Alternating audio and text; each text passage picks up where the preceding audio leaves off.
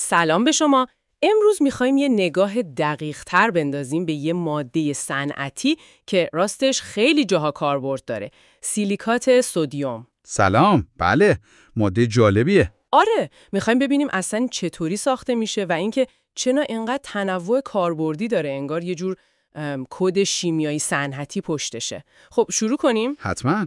اول از همه این سیلیکات سدیم چطوری درست میشه؟ از کجا میاد؟ خب ببینید، منبع میگه که پایه و اساسش ترکیب 2 تا ماده است.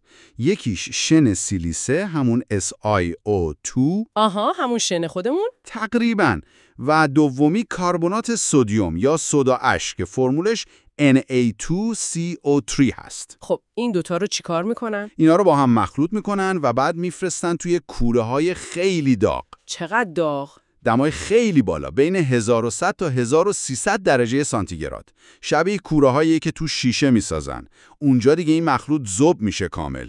پس اول ذوبش میکنن. دقیقاً. بعد که ذوب شد، این ماده گداخته رو خب به صورت کنترل شده سرد میکنن. نتیجهش میشه سیلیکات سدیم جامد. یه چیزی شبیه شیشه به نظر میاد. جالبه، پس جامد اولش. آره، ولی نکته اینجاست که بیشتر وقتا به شکل مایش نیاز دارن. آها، پس اون جامده رو دوباره؟ دقیقاً.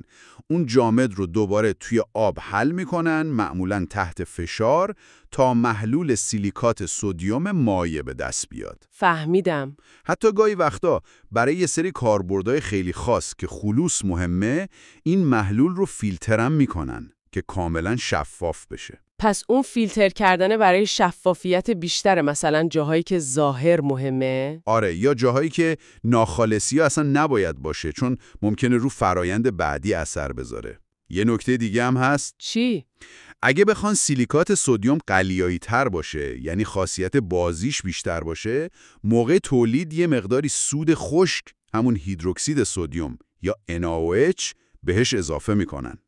چه جالب. پس میشه ویژگیاش رو دستکاری کرد. دقیقاً. خب اینجا به نظرم بحث خیلی جذاب میشه. منبع شما به اصطلاح گریدهای مختلف سیلیکات سدیم اشاره کرده. بله، گریدهای مختلف. که میگه بر اساس نسبت وزنی سیلیس یعنی SiO2 به اکسید سدیم یعنی Na2O دسته‌بندی میشن. درسته؟ کاملا درسته. به این نسبت میگن ریشیو.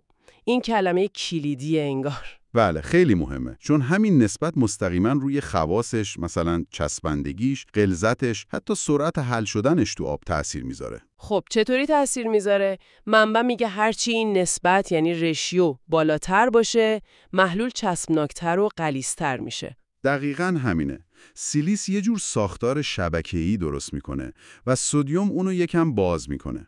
هرچی سیلیس بیشتر باشه نسبت به سدیم، اون شبکه محکمتر و محلول غلیظتر و چسبناکتر میشه. خب حالا این تفاوت توی ریشیو چطور توی کاربرد خودشون نشون میده؟ ببینید، کاربردها رو کاملا متفاوت میکنه. مثلا منبع میگه ریشیوهای پایینتر حدود 2 که یعنی قلیایی‌تر و چسبندگیش کمتره. خب اینا کجا به درد میخورن؟ اینا عمدتاً میرن توی تولید مواد شوینده، مثل پودر لباسشویی، چون کمک میکنن چربی‌ها حل بشن و کثیفی‌ها معلق بمونن تو آب.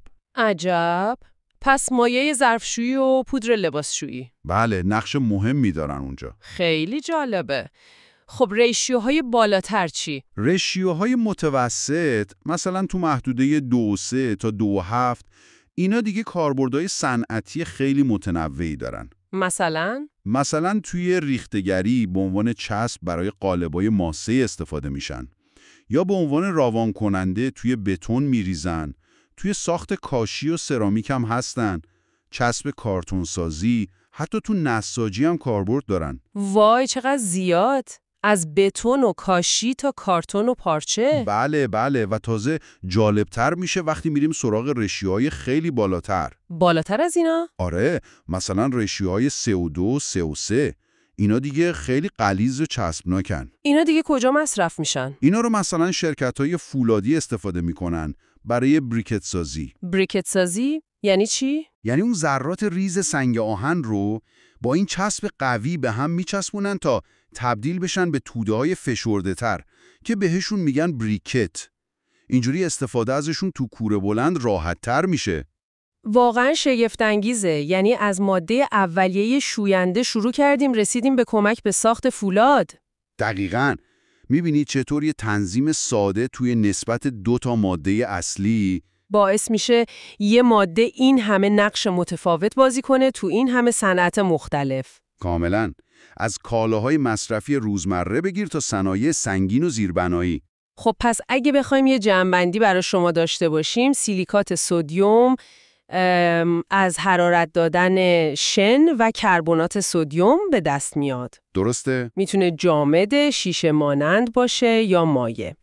و مهمتر از همه اون نسبت بین سیلیس و اکسید سدیمش که بهش گفتیم ریشیو تعیین میکنه که دقیقاً به درد چه کاری میخوره. آره. از شستن لباس هاتون گرفته تا کمک به تولید فولاد. حالا این چه پیامی برای ما داره؟ به نظرم نشون میده چطور یه ماده شیمیایی که شاید اسمش خیلی پیچیده نباشه با یه تغییر کوچیک تو فرمولش اینقدر میتونه انعطاف پذیر و حیاتی باشه تو صنایع مختلف. و دقیقاً همین موضوع یه سوال جالب رو هم مطرح میکنه. چه سوالی؟ اینکه خب با خودتون فکر کنید چطور فقط با کم و زیاد کردن نسبت 2 تا جزء اصلی یه ترکیب میتونه اینقدر نقش‌های متفاوتی بگیره. خب به نظرتون چند تا ماده دیگه دور و بر ما هستن که راز کاربردهای متنوعشون مثل همین سیلیکات سدیم توی همین تنظیمات ظریف شیمیاییشون پنهان شده؟ این شاید یه نکته باشه که بد نباشه یکم بیشتر بهش فکر کنیم.